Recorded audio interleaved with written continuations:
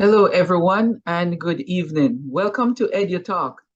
EduTALK is a virtual talk show created out of the need for a global learning community, and it focuses on topics that are critical issues today in our diaspora, as well as right across the globe. EduTalk is featuring teachers, principals, administrators, business leaders, and dignitaries who share their expertise on these critical topics that are in education today. I am your host, I'm Dr. Dwayne Dice, and I am the founder and CEO of Education Solutions International. Usually, I'm joined with my co-host, Dr. Barker, and he's unavoidably absent today. And we're going to push forward. We have with us this evening two stalwarts in education. We have the principal of Mocho Primary and Infant School, Mrs. Tina Reid, and teacher of in Mocho Primary and Infant School, Mrs. Abigail Eubank.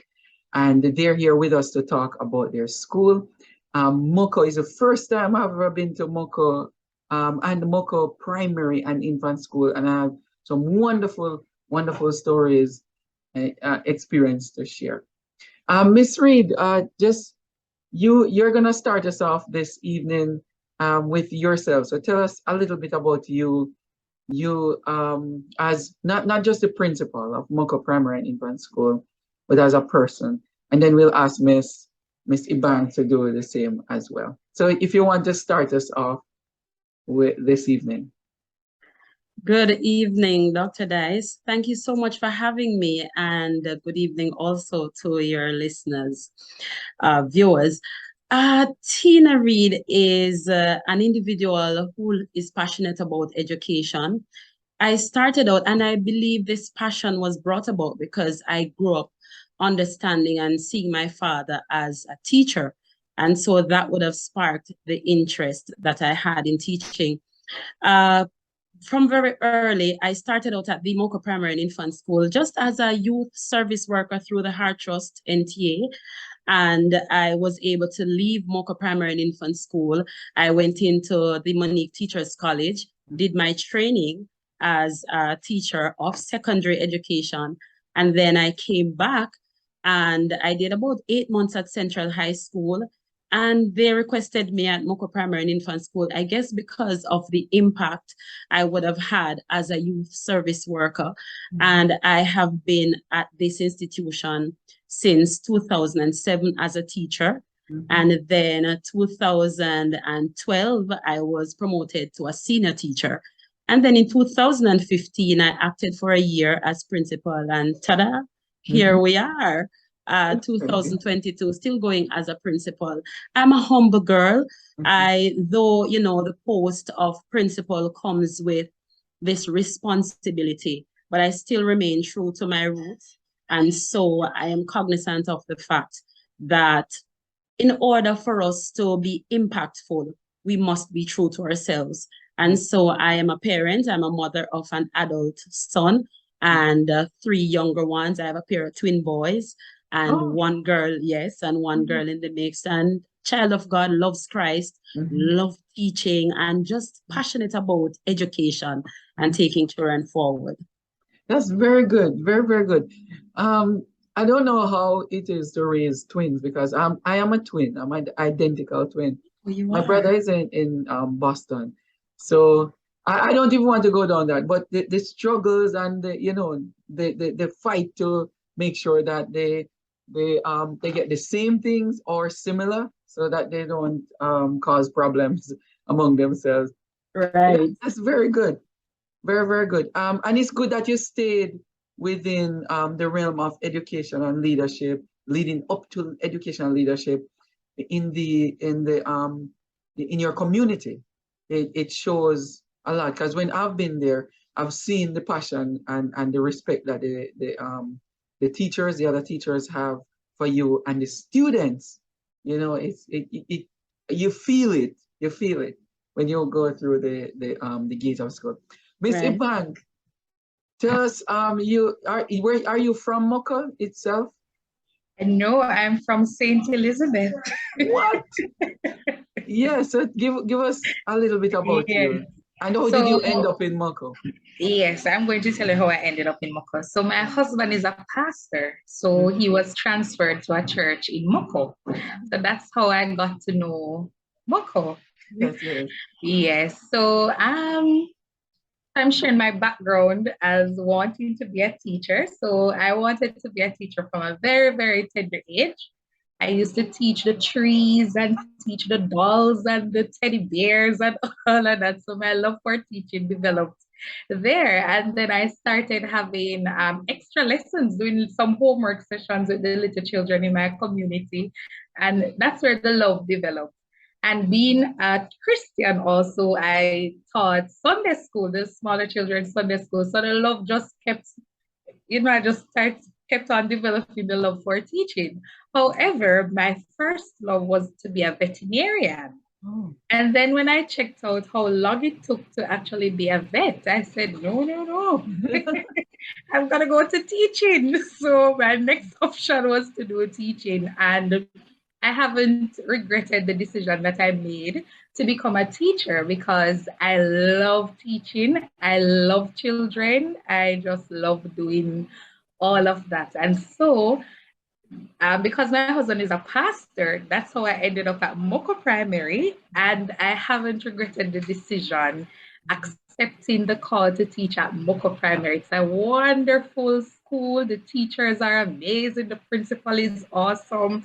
The children are even amazing. So yes, that's so that's my little Yeah. background. Let me ask, how long now are you in Moka Primary? So I've been at Mocha from 2020. Okay. 2020, yes. And where in St. Elizabeth are you from? Gutters, we're on the border of Okay. Manchester and St. Elizabeth. Yes, the border, yes. Oh St. yeah, I Elizabeth. know Gutters. I know Gutters. Yes. Yeah, I used to live in Mandeville and I used to go down to Yeah. Little Ochi a lot and get Yes. food. Yeah, I had some friends. I thought you were gonna say where is it? Southfield or Magati No. or yeah, or Bull Savannah, somewhere down there, because No. those areas. All right, so that's good. So Principal Reid, the school, how many students do you have in the school there? We have 312 students. Oh, that's a sizable amount. Yes. Yeah, and you're in charge of the elementary, what do you call it? The infant part, Infant and the primary. primary. Wow, your Yes, job is big. it is. Yes, yes. How many teachers do you have there? We have 14 teachers. 14 teachers? Yes, yes, Okay. Yeah, and when we visited, you had a hot day and you yes, were, yeah, tell us a little bit how the planning goes around that. And then, you bring it off for that last day, because I realized there was a competition among the yes, students and then among the teachers. yes. Yeah, yeah, go on. Okay, so round about August, every year just before the start of the school year, we sit as a staff and we plan a host of activities that we intend to engage the students in and also parents.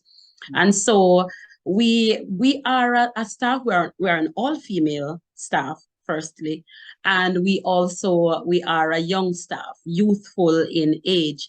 And so you find that we follow the trends that are happening, in society so that we can use those trends to engage our students and to really get them ready socially and emotionally for the world ahead.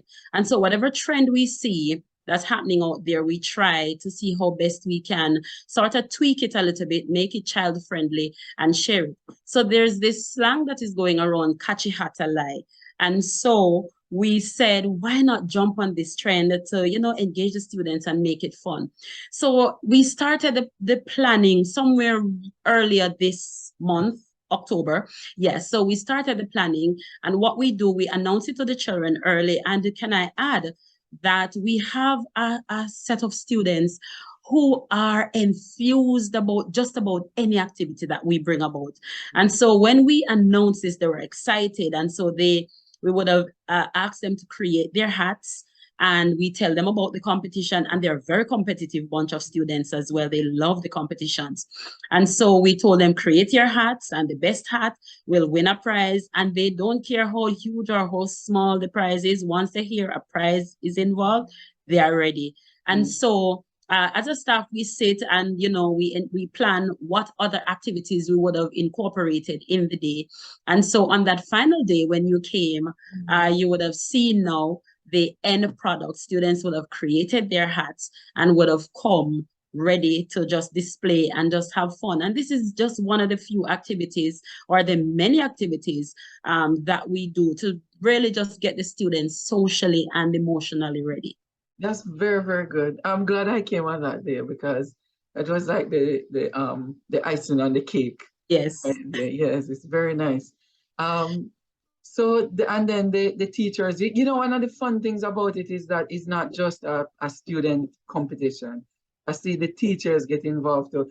And I was talking to my wife after, and she said, because she grew up in America, and she was saying, it's fun when you have the students watching the teachers participate in this competition too. It's not just them, that it's a family thing, so it's not like, you're catering for the students alone. That's very good. So Miss Eubank, have you, in terms of the pastor, your husband being a pastor, and church and so on, church is a part of all of us Jamaicans' background. Yes. We grew up with church value, Christian values, and then we bring that into the school. Do you find that it's effective to change students' behavior when you have that level of involvement in church, and then bringing that into the school with you as a teacher? What do you think? Yes, definitely helps with students' behavior. One thing in my class, I'm always quoting the 10 Commandments to let them know. So I always say that if you look in the Bible, if you lie, remember the commandments said, "Thou shalt not lie," and all of that. So it really helps with their behavior, I must say. And not only with their behavior, but it also helps them on a spiritual aspect, because some children actually don't go to church. So when you share with them in devotion and all of that, it helps to, spiritually as well. Yes. And the reason I'm asking you this is because in America, there's no devotion in school, except for like the church school, religious schools, private schools. They might have that with the church school, specifically church schools.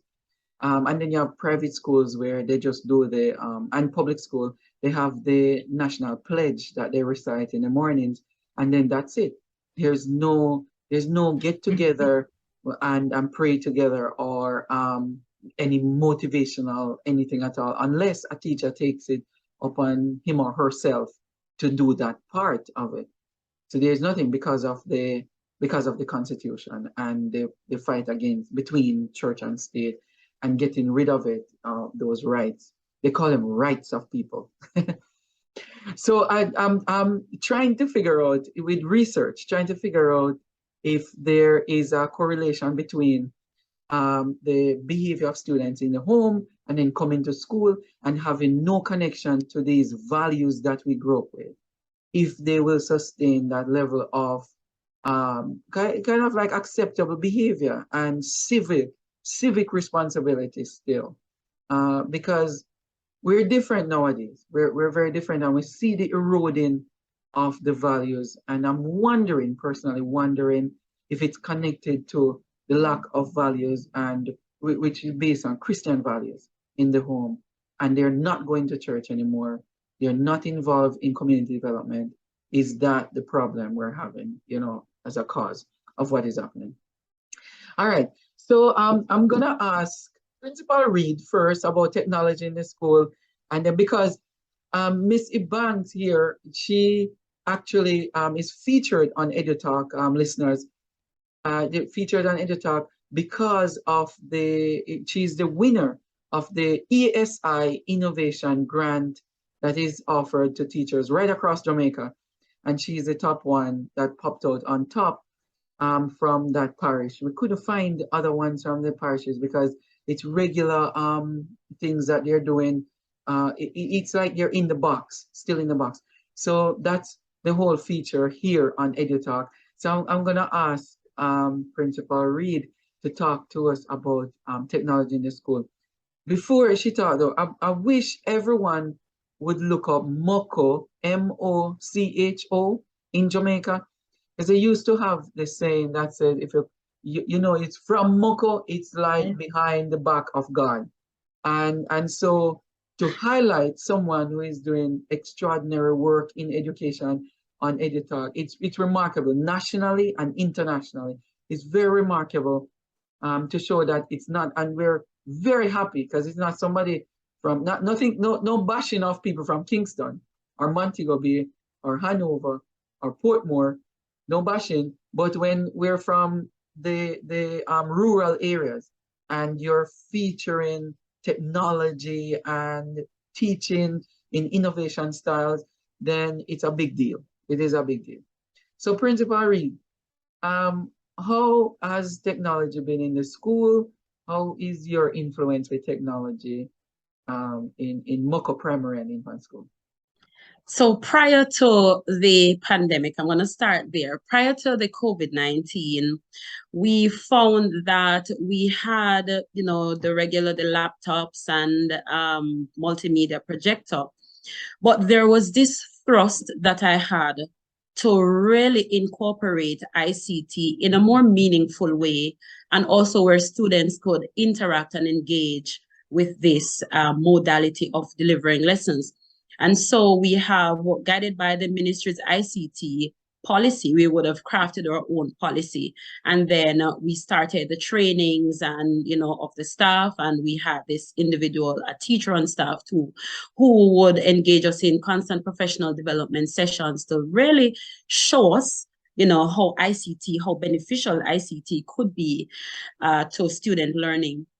But like many other rural area schools, we were faced with the challenge of a lack of internet. And we were also faced with the challenge of a lack of gadget ICT tools that the students could really engage with. And so that presented a huge challenge where we now had to use our own devices as teachers to engage the students. Coming into the pandemic now, Doc, I can tell you that this pandemic is really, it has done some damages, but to us, it is a blessing because now we've been able to get our students through various initiatives, and also the Ministry of Education Jamaica, they've been able to get gadgets to some of our students, and then some other students will have gotten from parents and so on. So that would have made the process now a little bit easier for us. And so we rejoiced when the gadgets started coming because we said, yes, now we can get to where we really wanted to go. And now we had some teachers on staff who were passionate and driven and always researching. And so we pivoted during the pandemic, we pivoted. And can I tell you, it has been full speed ahead since. So we did these trainings. I did a virtual instructional leadership training with NCEL, and that was awesome. And so I was able now to share some of that information. I also did the 3R framework with NCEL again, and that also spilled over into the teaching and learning. And so I was learning, the teachers were learning, and now the students were involved. And it has been fun. Mrs. Eubank is passionate about ICT, and so she is our systems administrator. So everything ICT, she leads the charge. She's also a registrar, so she liaises between school and the ministry in terms of getting students their email addresses and just getting the students online, hosting sessions. Right now, she has a session to host a professional development session for the staff in terms of the appraisal and the e-portfolio because she's that good. And so she incorporates the ICT in all the lessons that she does, and the students just love it. I have the twin boys that I have, Mrs. Eubank would have taught them the last academic year. And can I tell you, I enjoyed those classes, monitoring the boys online. And Miss created her timer and she gave them time, and then the timer would just ring, and I was just excited. The students were excited. I tell you, it's just a new thing that is happening in Mocha Primary and Infant School, and we're just grateful and we're happy. Yeah, yeah, that's very good. I can't. I will just sit and listen to you all evening because it's fun, and you're doing what a whole lot of schools, even in America, not doing. They're not doing it. And it's really really fun to hear what is going on in Moko. Yes. And this is what I'm listening to you from getting the PD done and then bringing it back into the school and share it among staff. That is professional development. That is leadership. That right there is leadership. And so, Miss Eubanks, you are. I didn't know you were what is it? ICT administrator basically in the school. Yes, Doc. Yeah, yeah. So tell us a little bit about you and your emergence in this field. So I started off not knowing anything about technology like that. But Yeah. then after I graduated in 2020 from Teachers College, Mhm. the pandemic was right there. So I had no other choice but to do my research to find creative ways to actually teach my students. Now I'm a very jovial, I love to do a lot of anything that is fun. That's me. And so most of the things that I would want to do in the physical space, I could not do it. So I had to find the alternative, which was to find things online. Mhm. And so I started, that's where the whole love for technology emerged because I wanted to make learning fun for my students. So I would go to my bed very late in the night because I want to ensure that the activities are fun and it includes technology and the students are engaged and all of that. So I would be constantly researching things to do with them. And I must take my hat off to my principal. She was just right there pushing us. Any new thing we hear about, Mrs. Green is there telling us that yes, use this in the classroom. And we had so many professional sessions about technology, and she has been a wonderful principal, pushing us and encouraging us to actually use technology because that's the way we are actually going now. Mhm. And so I entered the JTA had an ICT competition as well in 2021, and I entered as well. And I also won that competition. What? That's where Oh my goodness. I Oh my. had to show them how I created the Google sites and making Yeah. it fun and all of that. So that's how my love for technology developed because of the pandemic. You So, are and I you're a want to natural. make learning fun. Yeah, you're very much a natural. I'm gonna get you to come on. There's a every now and then we do forums or seminars in ESI, Education Solutions International, so you can be a presenter there. Yeah, because I had no idea. This wasn't planned at all. No idea, no idea. That's really awesome. That's very, very awesome.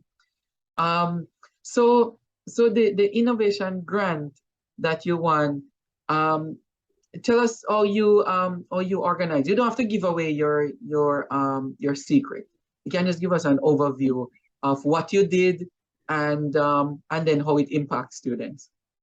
Yes. So as I said, Doc, I always want to find creative ways to actually teach my students. And so I was doing my research and I saw that I could actually create games Mm-hmm. in PowerPoint for the students.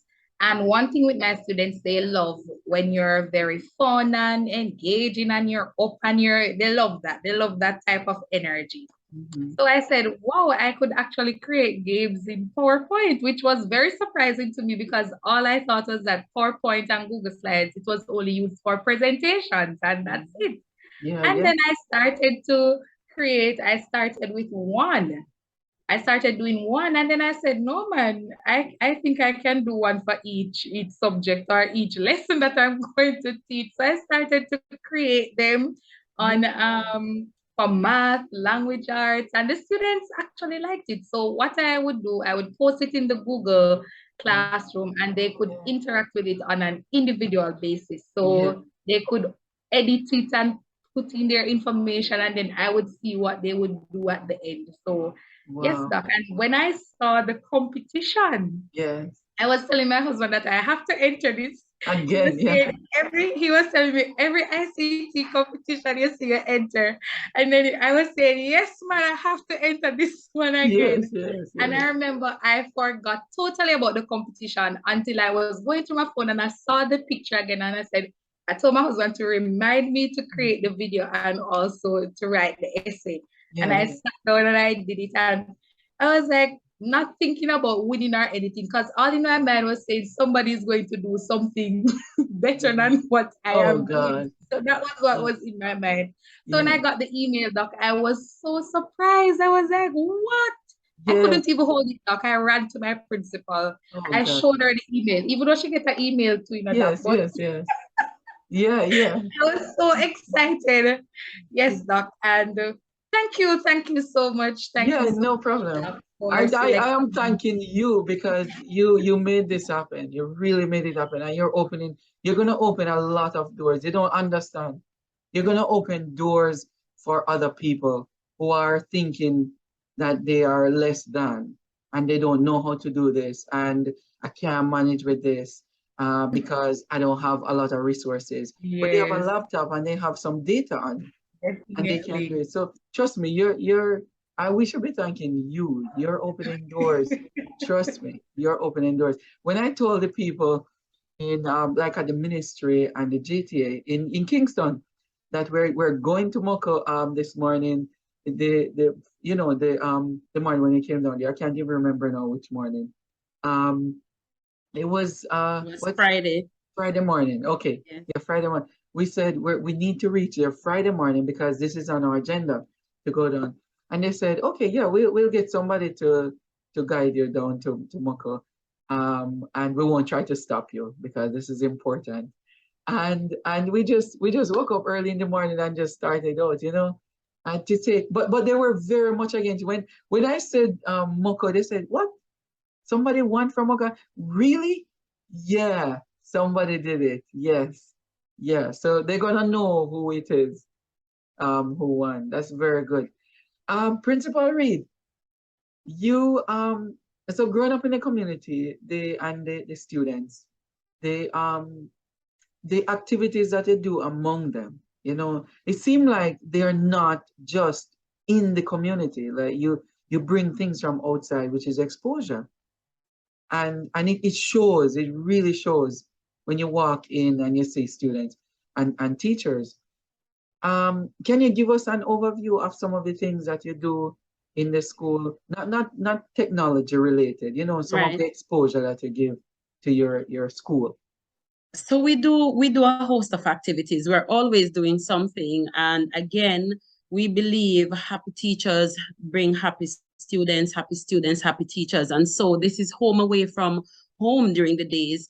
And also we are a rural school. And so we will not be outdone. We will Mhm. ensure that whatever it is, we expose our children.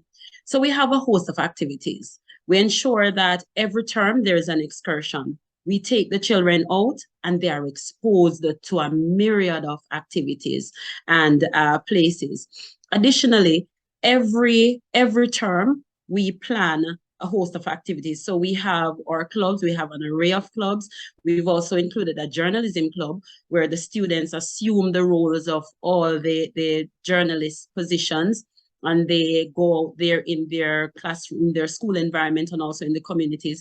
They do their interviews. They come in and we put our newsletter together. Our newsletter is the beacon. And so we publish their work and they enjoy this. We put their little badge on their shirt. They go around, I'm a journalist, photographer, and they love these kinds of things. We also engage in the 4-H club because, again, we are a rural school. 4-H is big on recycling, reusing, and all of that. And so we ensure that we engage our students. So we do our farming activities, we do our table setting activities, and the students love this. So we meet every Thursday at 2:30 for clubs right across the board. Every child is assigned a club. We also have our fire warden club. We liaise with the fire service department, and they come in at different intervals, and they also, you know, assist us with training our students. We also have a math club. We find that for numeracy, students have been trending behind. I mean, probably because of how it was taught to us as educators, or because some of us don't love the subject, whatever it is. We find that students struggle with numeracy. So we have our math club, and this is now a way of exposing them to the same math content in fun and exciting ways. The students love it, they enjoy it. We also have our spelling clubs. So we have a host of clubs. We have speech and drama. We participate in the JCDC performing arts. The children love these activities. And so we find that also in teaching, we have to, every single lesson, there has to be some level of ICT, but there also has to be some music, some drama, some role play, some dubbing, and the children love these things. The teachers themselves also do the role play. So we find if a teacher is teaching about the farmer, teacher doesn't just come with a picture. Teacher dresses like the farmer, comes with the hoe, comes with the fork, and the children laugh and they have a whale of a time. So we try to make learning fun through a host of activities that we do. We also collaborate with our parents. So we may host our literacy fair, and we involve our parents, because there is an aspect where the parents also compete in either essay competition or a spelling competition or a numeracy component when we have our numeracy day.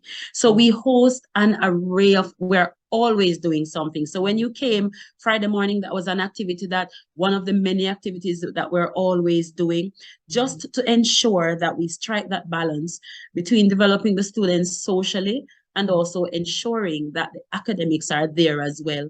I believe the two go hand in hand. And because of that, we find that our students love being in school. We don't have, to be quite honest with you, we do not have an attendance problem at school. The children are all, even when they're sick, they're coming out. We have to be begging the parents, say, please don't send them when they're ill. But the students come out, they love school. If you would have gotten an opportunity to interact with the students, you would find that they love school, and we're always having fun. So the teachers have fun, and we're not afraid to dance for the students. I am not a dancer, but they like when Miss Reid go up there and do our little thing. And so we have story time. So when it's Read Across Jamaica Day or literacy fair or literacy day, we read for the children. We had story time the last time. We did ring ding the last time back in September for the students. And so the children absolutely love coming, because we just have a host of activities. Yeah, that's remarkable. That is very remarkable.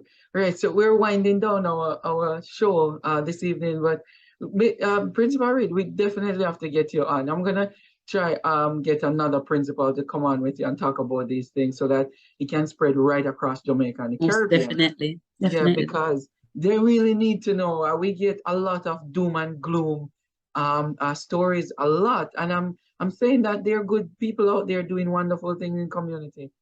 We really, really have to highlight some of the wonderful things. All right, Miss Eubank, can you share a final thought? My background is very good. I'm not sure if you're here. Yeah. All right. So we're gonna let you go. Thank you so much for coming on, Mrs. Reid. Thank you for coming on as well on EduTALK, and I wish you all the best. And we're gonna be in touch. Take care. Most definitely, Doc. Thank you so much. And we appreciate it. All the best. Oh God, yes. Yes, Doc, thank you so much. Yes, you're welcome. You're welcome. And we say shout out to all people in Mocho Primary and Infant School, and also Mocho DA, which is District Association for the JTA. Yes. Shout out to everybody over there, and the rest of the of Clarendon. All right, take care. We'll talk soon. This has been EduTALK, everyone. Tune in again next week for another EduTALK in this series. Take care. Walk good, everybody. Take care, Miss Reid and Mr. Bank. Take care. Bye-bye.